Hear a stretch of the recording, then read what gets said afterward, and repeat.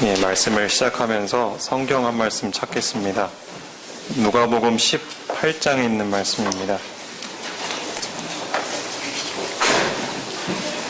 누가복음 18장 35절부터 보겠습니다. 신약성경 128쪽에 있습니다.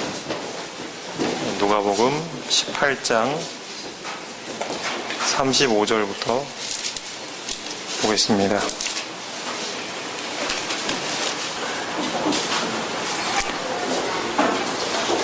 네, 누가복음 18장 35절부터 제가 읽겠습니다. 여리고에 가까이 가셨을 때에 한 맹인이 길가에 앉아 구걸하다가 무리가 지나감을 듣고 이 무슨 일이냐고 물은데 그들이 나사렛 예수께서 지나가신다 하니 맹인이 외쳐 이르되 다윗의 자손 예수여 나를 불쌍히 여기소서 하거늘 앞서가는 자들이 그를 꾸짖어 잠잠하라 하되 그가 더욱 크게 소리질러 다윗의 자손이여 나를 불쌍히 여기소서 하는지라. 예수께서 머물러 서서 명하여 데려오라 하셨더니 그가 가까이 오매 물어 이르시되 내게 무엇을 하여 주기를 원하느냐. 성도 여러분, 지금 이 자리에 하나님께서 여러분에게 이런 질문을 하신다면 여러분께서는 어떤 대답을 하시겠습니까? 오늘 어떤 목적을 가지고 이 교회에 나오셨습니까? 저는 가만히 오늘 기도하시는 장로님의 내용을 듣고 또 오늘 찬양대에 부르는 찬양을 들으면서 이 하나하나가 너무나도 소중하다라는 것을 다시 한번 생각해 봅니다. 우리가 분명한 목적을 가지고 예배를 드리지 않으면 우리에게 주어진 이 기도의 시간, 찬양의 시간들이 그저 늘 드리는 예배로 지나가게 될 것입니다. 저는 이 소경의 대답을 보면서 이 맹인의 대답을 보면서 이 대답이 저의 대답이고 또한 우리 모두의 대답이 되기를 원합니다. 다시 제가 읽겠습니다. 41절입니다. 내게 무엇을 하여 주기를 원하느냐 이르되 주여 보기를 원하나이다. 오늘 이 안식일, 더 좁게는 이 예배, 더 좁게는 이 말씀 가운데서 꼭 예수 그리스도를 보기를 원하시는 우리 모든 성도님들 되시기 바랍니다. 하나님께서 그 간절히 원하는 바를 꼭 이루어 주실 것이라 믿습니다. 저는 오늘 자비를 원하시는 예수님이라는 제목을 가지고 말씀을 나누고자 합니다. 오늘 본문의 말씀은 마태복음 12장 1절부터 8절에 있는 말씀입니다. 우리 다 함께 우리 신약성경 마태복음 12장에 있는 말씀을 보겠습니다.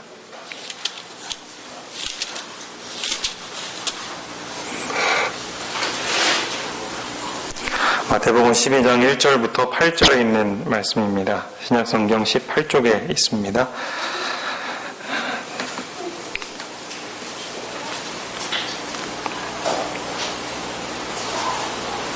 함께 교독하겠습니다. 제가 1절을 먼저 읽고 우리 짝소절을 성도님들께서 읽어주시면 감사하겠습니다. 그때 예수께서 안식일에 밀밭 사이로 가실새 제자들이 시장하여 이삭을 잘라 먹으니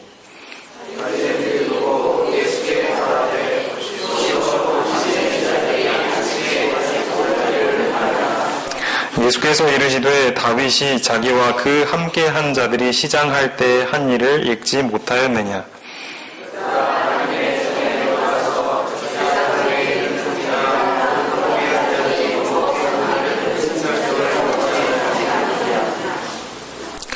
또 안식일에 제사장들이 성전 안에서 안식을 범하여도 죄가 없음을 너희가 율법에서 읽지 못하였느냐.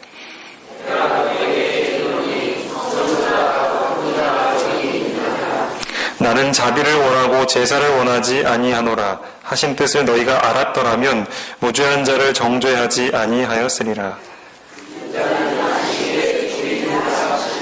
아멘. 오늘 안식일이었습니다. 예수님과 제자들이 예배 장소에서 돌아가는 길에 익어가는 곡식밭을 통과하게 되었습니다. 예수님께서는 늦은 시간까지 당신의 일을 계속하셨습니다. 밭 사이를 지나갈 때에 제자들은 밀 이삭을 모아서 손으로 비빈 후에 그 껍질을 깐 나달을 하나씩 먹기 시작했습니다. 만약 이 제자들이 이런 행위를 한 것이 다른 날이었다면 이 성경에 나온 것처럼 바리새인들은 그런 제자들의 행동을 가지고 아무 말도 하지 않았을 겁니다. 왜인가? 그 이유를 한번 좀 찾아보겠습니다.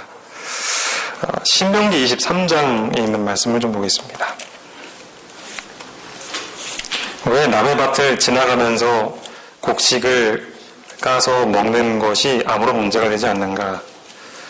혹시 의문을 가지고 계신 분들이 있을지 몰라서 제가 한번 같이 찾아보겠습니다. 신명기 23장 24절 25절입니다.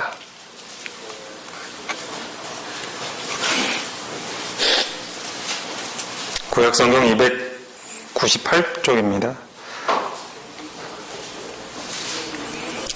신명기 23장 24절 25절입니다. 이번에는 함께 읽겠습니다. 시작. 내 이웃의 포도원에 들어갈 때에는 마음대로 그 포도를 배불리 먹어도 되느니라.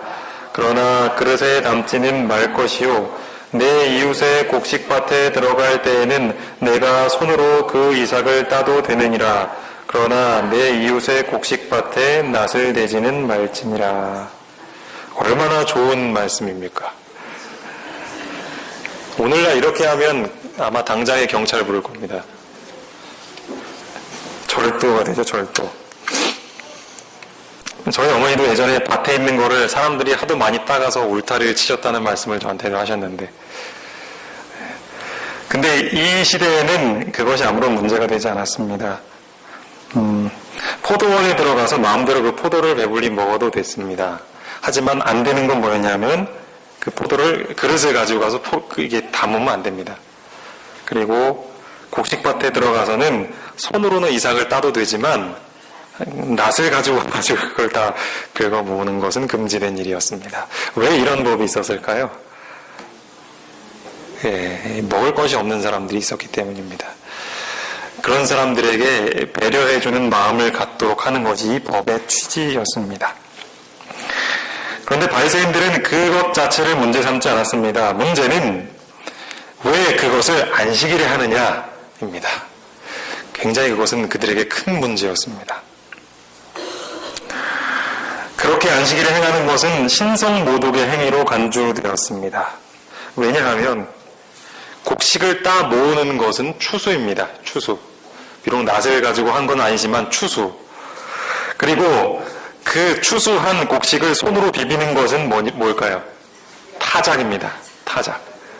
그래서 이 한꺼번에 두 번의 일을 한 것입니다. 두 가지의 일을 한꺼번에 한 것입니다. 그렇기 때문에 결코 넘어갈 수가 없는 것입니다. 안식일에 일을 하면 안 되는데 예수님을 쫓는 제자들은 한 번에 두 가지 일을 했습니다. 결코 용서될 수가 없었던 일이죠. 랍비의 의견대로라면 그것은 이중의 범죄인 것입니다. 정탐꾼들이 있었습니다. 호시탐탐 예수님 곁을 다니면서 어떻게 하면 예수님을 책잡을까 그것을 이렇게 숨어서 따라다니는 사람들이 있었습니다. 그 사람들이 기회를 놓치지 않고 예수님께 불평했습니다. 보시오, 당신의 제자들이 안식일에 하지 못할 일을 하나이다. 이제 이 정탐꾼들은 예수님을 비난하는 것이 아니고 그분을 따라다니던 제자들의 행동을 가지고 책을 잡았습니다. 이제 제자들의 공격을 받았을 때 예수님께서는 구약에 있는 신뢰를 찾아서 그들에게 대답을 해주셨습니다. 사실 이 예수님께서 이 구약에 있는 말씀을 그들에게 말씀하신 데 배경에는 이런 것이 있었습니다. 그 유대 교사들, 그 질문을 한 유대 교사들은 굉장히 자신들이 성경을 다 알고 있고 많이 알고 있다고 생각했습니다. 성경을 가르치는 권위들이 그들에게 있다고 생각했습니다. 그런데 사실은 예수님의 답변을 듣게 되면 그들이 얼마나 성경에 대해서 무지한가를 그들이 알게 될 것이었습니다. 그것은 암묵적인 예수님의 책망이었습니다. 너희가 성경을 많이 아는 것 같지만 성경 더 연구해라. 제대로 알고 있지 못하다라고 말씀하시는 겁니다. 예수님께서 그들에게 어떤 대답을 하셨는지 자세히 살펴보겠습니다. 두 가지 이야기를 하셨습니다. 첫 번째는 다윗의 이야기를 하셨습니다. 이 다윗의 이야기가 원래 그 다윗의 이야기가 기록된 성경의 본문을 좀 보도록 하겠습니다. 구약성경 사무엘상 21장입니다. 구약성경 사무엘상 21장입니다.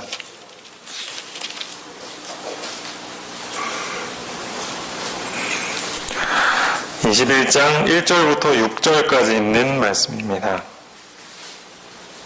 구약성경 445쪽에 있습니다. 사무엘상 21장 1절부터 6절입니다. 제가 읽겠습니다.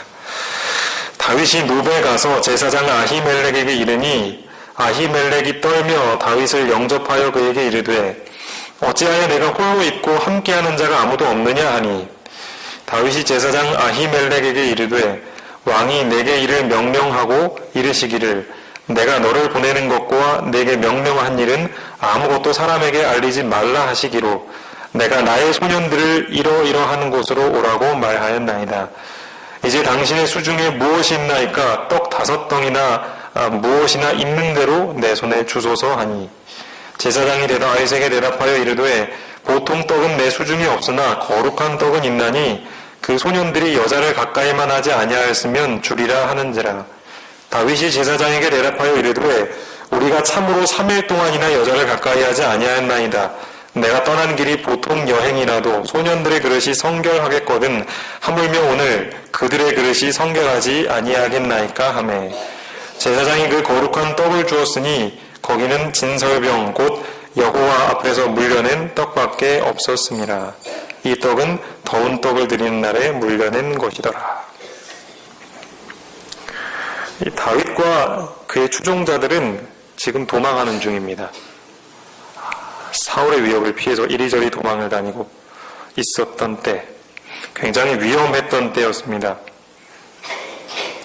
그렇기 때문에 그들은 제대로 먹지 못해서 배가 고팠습니다. 그러던 중에 제사장 아히멜렉에게 가게 된 것입니다. 이러이러한 저런 상황들은 생략을 하고 3절 보면 이제 다윗이 먹을 것을 좀 달라고 합니다. 수중에 무엇이 좀 있습니까? 떡 5덩이나 있으면 좀 저에게 주십시오 라고 이렇게 이야기를 합니다.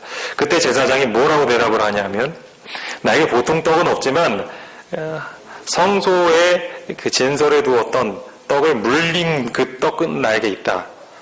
만약 당신들이 여자를 가까이 하지만 않았다면 내가 그것을 주겠다라고 이야기를 했습니다.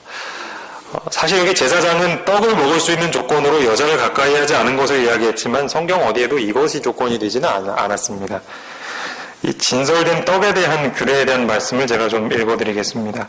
레위기 24장 9절에 보면 이 떡은 아론과 그 자손에게 돌리고 그들은 그것을 거룩한 곳에서 먹을지니 이는 여호와의 화제 중 그에게 돌리는 것으로서 지극히 거룩함이니라. 이는 영원한 규례니라. 이 떡은 이 성소에 진설해 두었던 떡은 아무나 먹는 떡이 아니었습니다. 그들이 이제 매 안식일마다 그 떡을 새로운 떡으로 이제 교체를 하고 이제 오래된 떡을 물려왔을 때 그 교체한 떡은 제사장들만 먹을 수 있었습니다. 여기 보면 아론과 그 자손들에게만 돌리고 그것을 먹는 것도 아무 데서나 먹는 게 아니고 거룩한 곳에서 먹을 수 있었습니다. 그리고 이것이 영원한 규례다라고 했습니다. 그런데 아히멜렉은 무슨 이유에서인지 이 성경에도 나와 있지 않은 이유를 대면서 그들에게 떡을 줍니다. 이상한 일이죠. 그런데 예수님께서는 지금 이 사건을 언급하시면서 뭐라고 얘기하시냐면 다윗도 거룩한 떡을, 다시 말하면 제사장들이 먹을 수 있는 그 거룩한 떡을 다윗도 먹었다. 그 얘기를 하시는 것입니다. 시대소망에는 이렇게 기록이 되어 있습니다. 만일 다윗이 거룩하게 사용하기 위하여 구별해 놓은 떡덩이를 먹어서 자기의 허기를 채운 것이 정당하다면 제사들이 거룩한 안식일 시간에 곡식 이삭을 잘라 그들의 필요를 채운 것도 정당하였다. 이것이 예수님이 하시고 싶은 말씀이었습니다. 다윗이 그런 거룩한 떡을 먹었던 게 정당하다면 제자들이 먹은 것도 정당하다라는 것입니다. 이제 두 번째 예수님께서 구약에서 이야기하신 신뢰가 있습니다. 그것은 제사장들에 대한 것입니다. 간단히 요점만 말하면 안식일에는 어느 누구도 일하면 안 되지만 제사장들은 안식일에 일했습니다. 그 중에 어떤 일을 했는지 하나를 좀 성경을 찾아보겠습니다. 민수기에 있는 말씀 좀 보겠습니다.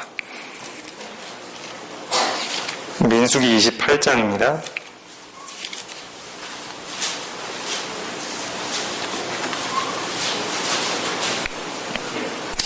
민수기 28장 9절과 10절입니다. 제사장들은 과연 어떤 일을 했는가 안식일에. 28장 9절과 10절. 안식일에는 1년 되고 흠없는 수량 2마리와 고운 가루 10분의 2에 기름 섞은 소재와 그 전제를 드릴 것이니 이는 상번제와 그 전제 외에 매 안식일의 번제니라. 여기 보면 양을 드리고 또 가루도 드리고 전제, 이 붓는 제사도 드립니다. 그걸 언제 하냐면 매 안식일 하는 것이네요. 매 안식일. 안식일에 일하고 있죠. 제사장들이 일을 하고 있습니다. 시대소망은 이렇게 이야기합니다. 더욱이 성전 안의 제사장들은 다른 날보다도 안식일에 더 많은 일을 행하였다. 이 말씀에 공감하는 분들 혹시 계십니까? 안식일에 더 많은 일을 하시는 분들이 계시다면 이미 제사장들도 그렇게 하고 있었습니다. 주의 깊게 들어보시기 바랍니다. 세속적인 사업에 그런 노동을 하면 그것은 죄가 될 것이었다. 그러나 제사장들의 일은 하나님께 예배하는 행사였다. 그들은 그리스도의 대속하시는 능력을 가리키는 의식을 집전하였으며 그들의 노동은 안식일의 목적과 일치하였다. 분명 하나님께서는 안식일에 어떤 일도 하지 말라고 말씀을 하셨는데 지금 여기 보면 제사장들이 하는 노동은 안식일의 목적과 일치했다라고 하는 것입니다. 이것은 우리에게 뭘 가르쳐주고 있습니까? 안식일에 해도 되는 일이 있는 것입니다. 그렇죠? 이것은 해도 되는 일이 아니라 제사장들은 이 일을 꼭 해야만 했습니다. 왜냐하면 그 일, 그 제사는 그들을 구원하시는 예수님을 가리키는 의식이었기 때문입니다. 꼭 해야 했습니다. 이제 예수님께서 이 말씀들을 통해서 무엇을 가르치고 싶어 하셨는가? 시대소망이 이렇게 나와 있습니다. 그리스도께서는 당신의 제자들과 원수들에게 하나님을 섬기는 것이 무엇보다도 으뜸 가는 일임을 가르치고자 하셨다. 하나님을 섬기는 것이 가장 으뜸 가는 일이다. 안식일에 일해서는 안 된다는 그 계명보다도 더 으뜸 가는 것이 이것입니다. 하나님을 섬기는 것. 근데 그 하나님을 섬기는 게 구체적으로 뭔가? 이 세상에서의 하나님의 사업의 목적은 사람을 구원하는 일이었으므로 이 사업을 성취시킴에 있어서 안식일에 행할 필요가 있는 것은 안식일의 율법과 일치하는 것이다. 즉 사람을 구원하는 일이라면 안식일에 일을 해야 하는 것입니다. 그리고 나서 예수님께서 이제 그 두 가지 구약의 사건들을 이야기하신 다음에 마지막 부분에 뭐라고 이야기를 하시냐면 바로 이 7절의 말씀을 하십니다. 7절의 말씀 좀 다시 한번 보실까요? 마태복음 12장 7절. 오늘 설교 말씀 중에서 기억절을 하나 정한다면 저는 이 말씀을 정하고 싶습니다. 마태복음 12장 7절입니다.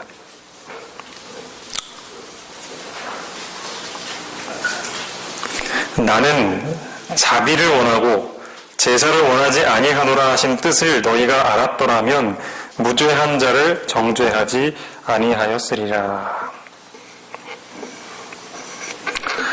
여러분, 예수님께서 진짜 원하시는 것은 제사가 아니라 자비였습니다. 이 말이 무엇인지를 이해하신다면 우리의 안식일의 삶은 매우 달라질 것입니다. 예수님께서 우리에게 원하시는 그 자비라는 것이 무엇인가? 그리고 그 제사라는 것은 도대체 무엇을 의미하는 것인가? 제가 시대의 소망에 있는 글을 또 하나 소개해 드리겠습니다. 예수께서는 나는 자비를 원하고 제사를 원치 아니하노라 하신 뜻을 너희가 알았다면 무죄한 자를 죄로 정치 아니하였으리라고 말씀하셨다. 마음에도 없는 그들의 많은 의식은 하나님의 참된 경배자들을 늘 특징 지어줄 참된 고결함과 온유한 사랑의 결핍을 보충해 줄 수 없었다. 지금 예수님의 제자들의 행동을 트집 잡았던 그 사람들은 얼마나 그 의식을 철저하게 지켰는지 모릅니다. 그들은 우리가 안식일을 지키는 것보다 훨씬 더 열심히 그걸 지켰습니다. 그것이 진짜 제대로 안식일을 지키는 것이라고 믿었기 때문입니다. 그런데 문제는 무엇이었냐면 마음은 없었습니다. 마음은 없었습니다. 그들이 지키는 의식 가운데 마음에도 없는 그들의 많은 의식. 그렇기 때문에 그 의식은 더욱더 많으면 많을수록 자신을 힘들게 했고 다른 사람을 힘들게 했습니다. 그 의식을 지켜야 한다고 생각하고 안식일 아침에 우리가 한번 생각을 해보죠. 이 바리새인들의 입장으로 돌아가서 이제 금요일 저녁을 한번 맞아봅시다. 그러면 우리의 머릿속에는 뭐가 생각이 계속 날까요? 우리의 눈에는 뭐가 제일 많이 보일까요? 어떻게 하면 내가 이 규칙들을 다 어기지 않고 지킬 수 있을까? 그 생각부터 하겠죠. 우리 눈에는 뭐가 제일 먼저 보이겠습니까? 왜 저 사람은 저거 안 지키나? 그건 당연한 결과입니다. 우리는 우리의 마음속에 어떤 생각을 품고 있느냐에 따라서 그것이 말과 행동으로 드러나는 것입니다. 바리새인들이 그러했습니다. 그들이 제자들의 시장함은 보지 못하고 그들이 안식일에 일한다라고 보았던 그 모습은 그들의 마음 가운데 이미 무엇이 가득 차 있었냐 하면 어떻게 하면 이걸 지킬까? 그들의 마음이 어떤 상태인지를 보여주고 있는 것입니다. 이어서 제가 시대의 소망 말씀을 더 읽겠습니다. 그리스도께서는 제물 그 자체는 아무런 가치가 없다는 진리를 다시 반복하셨다. 그것은 수단이지 목적이 아니었다. 제사의 목적은 사람들을 부죽게 이끌어서 하나님과 일치되게 하는 것이었다. 제사의 진짜 목적이 무엇인지 나오죠. 제사의 목적, 즉 요즘 시대로 얘기하면 우리가 드리는 이 예배의 목적은 무엇이냐면 그것은 사람들을 부죽게 이끌어서 하나님과 일치되게 하는 것이었습니다. 일주일 동안 하나님을 멀리했던 사람이 다시금 이 성전에 나와서 하나님 말씀에 집중하게 하는 것, 이기적인 목적을 가지고 어떻게 하면 조금이라도 좀 더 다른 사람들보다 경쟁에서 뒤처지지 않기 위해 노력하는 그 사람들 가운데서 일주일 동안 내내 지쳤던 사람들이 이곳에 와서 이타적인 예수님의 품성을 바라보게 하는 것, 그것이 예배의 목적이었습니다. 이어서 읽겠습니다. 하나님께서 귀중히 보시는 것은 사랑의 봉사이다. 이것이 결여된 채 행하는 의식의 단순한 반복은 하나님께 대한 범죄이다. 저는 이 말씀을 읽으면서 너무나도 놀랐습니다. 우리의 마음 가운데 그 사랑의 봉사가 없이 안식일을 지키는 것 자체가 하나님께 대한 범죄라는 것입니다. 바리새인들은 자기들의 방법으로 이 안식일을 철저하게 준수하려 했지만 이 기준으로 본다면 그들은 매 안식일마다 가장 큰 범죄를 범하고 있었습니다. 마음에도 없는 의식은 결코 우리 마음 가운데 온유한 사랑을 보충해 줄 수 없습니다. 하나님께서 우리에게 보길 원하시는 것은 사랑의 봉사라고 하고 있습니다. 그 다음 이어서 나오는 시대의 소망의 말씀은 이 제물과 마찬가지로 안식일도 그러하다라고 이야기를 하는 것입니다. 안식일도 역시 그러하다. 안식일은 사람들로 하나님과 교통하도록 하기 위하여 제정되었다. 그러나 마음이 피곤한 의식에 골몰하여 있을 때에 안식일의 목적은 훼손되었다. 안식일을 단지 형식적으로 지키는 것은 헛수고였다.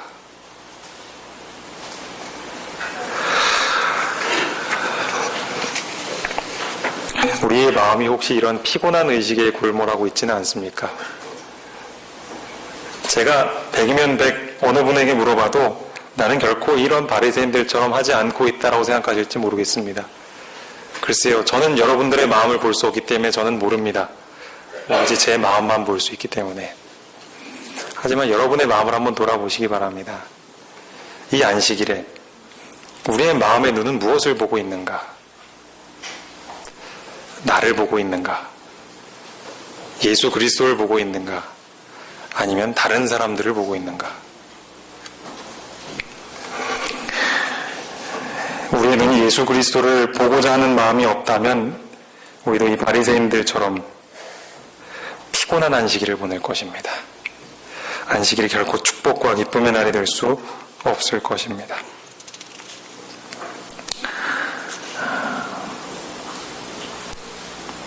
시대소망이 있는 말씀을 또 하나 소개해드리겠습니다.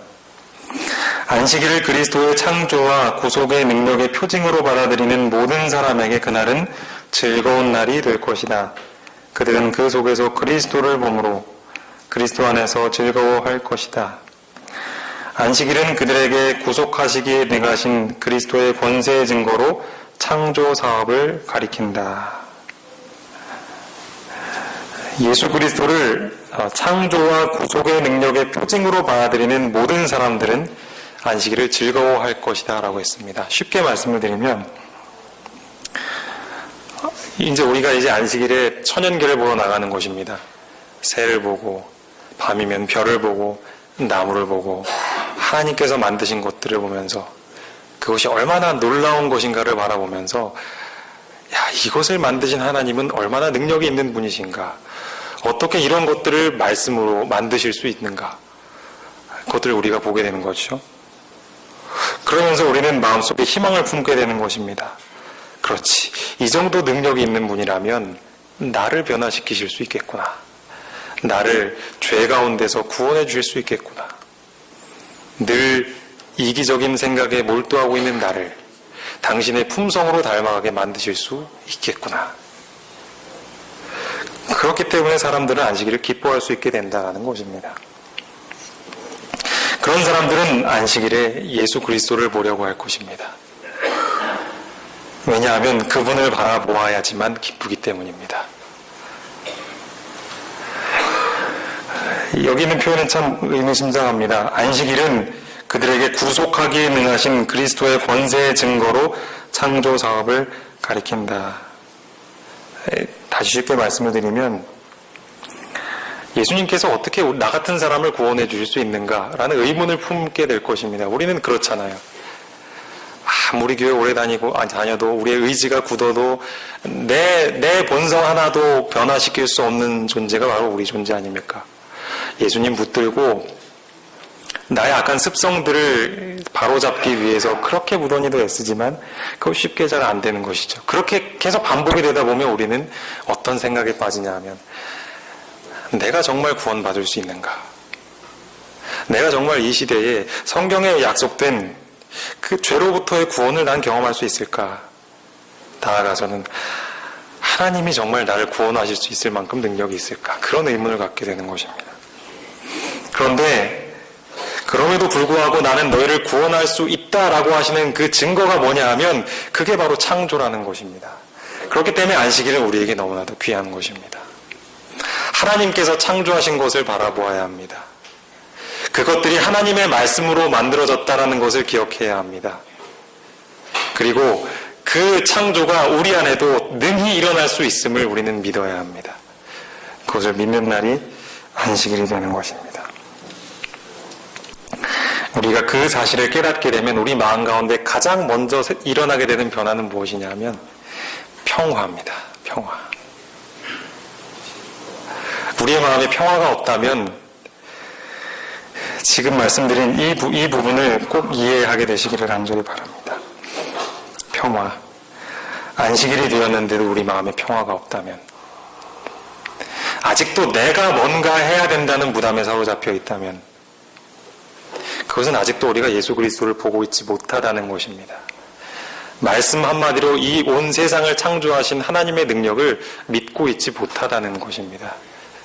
그래서 우리에게 안식일이 일주일마다 한 번씩 돌아오는 것이죠. 나를 바라보라. 이 세상을 한마디로 변화시킬 수 있는 나의 큰 능력을 묵상하고 바라보라. 그 믿음을 가져야 너희는 평안을 얻을 수 있다. 그래서 우리에게 안식일을 주시는 것입니다. 우리가 그런 분을 보게 될 때에 우리는 마태복음 11장 28장에 있는 말씀처럼 수고하고 무거운 짐진 자들아 다 내게로 오라 내가 너희를 쉬게 하리라 라는 그 말씀을 받아들이고 예수님께 나아갈 것입니다.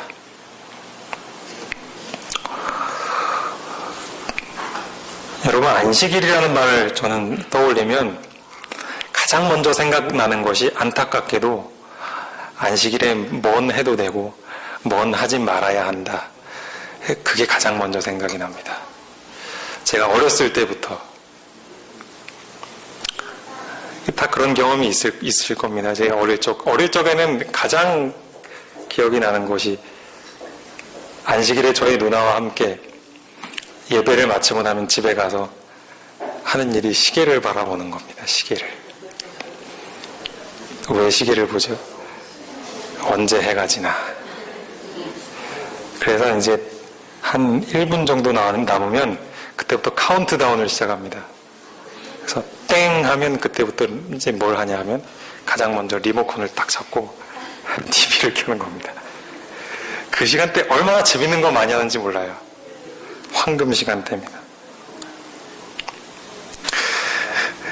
제가 학생 전도사가 되어서 가장 큰 고민이 뭐였냐면 학생들을 이제 안식일 오후에 데리고 있다 보면 가장 실제적인 고민이 이 아이들 저녁을 어떻게 해결해 줄까 합니다.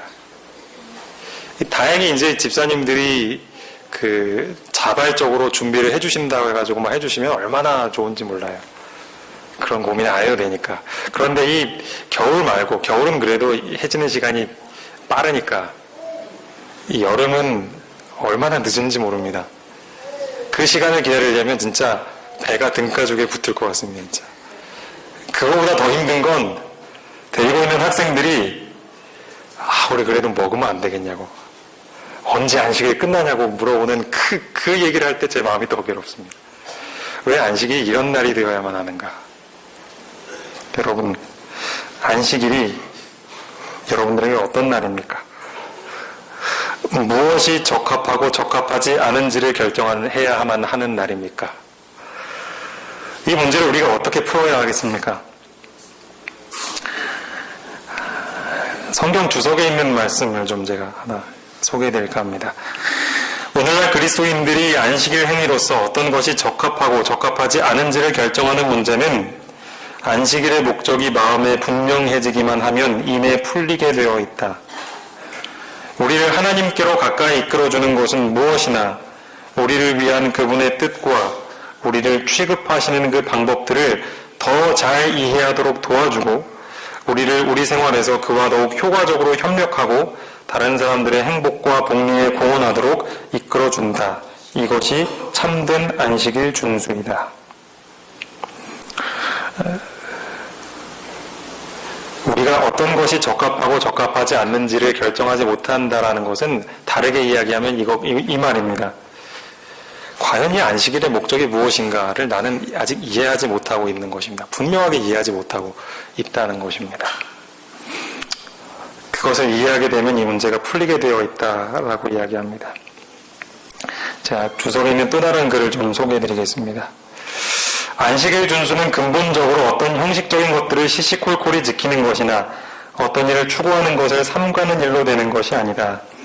그것을 이런 빛으로 조명하는 것은 안식일 준수의 참된 정신과 목적을 완전히 놓치는 것이며 행함에 근거하여 의를 얻으려고 하는 것이다. 우리가 이것들을 자꾸만 뭔가 시시비비를 가리고 결정을 하려고 하다 보면 어떤 또 위험에 빠지냐 하면 우리의 행동 하나하나가 우리의 의를 이룬다라는 생각을 갖게 합니다. 은연중에 우리 마음 가운데 내가 세운 어떤 기준, 생각한 판단을 내렸던 기준, 요건 해도 돼, 요건 안 돼, 그걸 하나하나씩 지킬 때마다 쉽게 얘기해서 나의 레벨이 하나씩 올라가는 겁니다. 그래서 주변 사람들은 이게 자기의 눈으로 이렇게 딱 바라봅니다. 내 레벨 정도 되는 사람들은 누가 있나 바라봅니다. 저 사람은 아직도 저걸 못하고 있네. 나보다 레벨이 낮군. 그러면서 마음에 안도를 갖고. 근데 또 한쪽을 바라보면 저 사람은 나보다 좀 더 내가 알지 못하는 것들을 지키고 있어. 나보다 훨씬 더 레벨이 높아. 그러면 마음 가운데 이제 뭐가 생기냐면 시기심이 생깁니다. 내가 저 자리를 꼭 치고 올라가야지 하는. 행함으로 말미암는 의가 안식일에 우리의 마음을 차지할 수 있다는 것입니다. 하지만 하나님께서 우리에게 안식일을 주신 목적은 그것과 전혀 반대입니다. 제가 시대의 소망이 있는 글을 마지막으로 좀 하나 소개해드리겠습니다. 유대인들이 하나님에게서 떠나서 믿음으로 그리스도의 의를 자신의 것으로 삼지 않았을 때 안식일은 그들에게 무의미한 것이 되었다.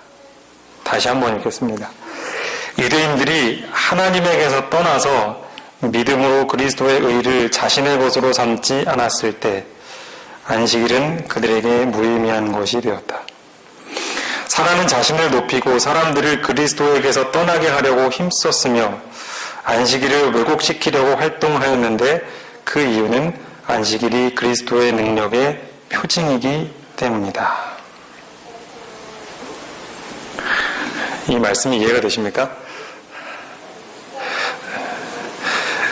안식일은 믿음으로 말미암는 의가 무엇인지를 깨닫는 날입니다. 그러하기 위해서 우리는 내가 무엇을 해야 할까?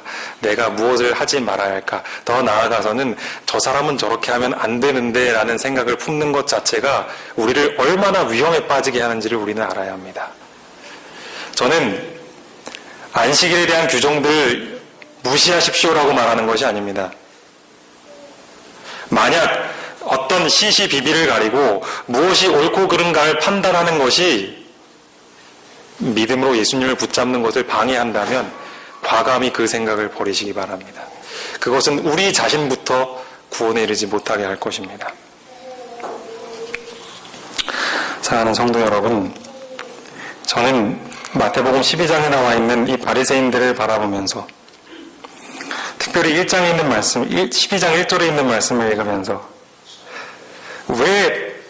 왜 바리새인들은 이 말을 보지 못했는가를 생각해 보았습니다. 1절 말씀에 보시면 그때 예수께서 안식일에 밀밭 사이로 가실새 제자들이 시장하여 이삭을 잘라 먹으니. 왜 바리새인들은 제자들이 시장하여라는 말을 보지 못했을까요? 저는 그것이 의문이었습니다.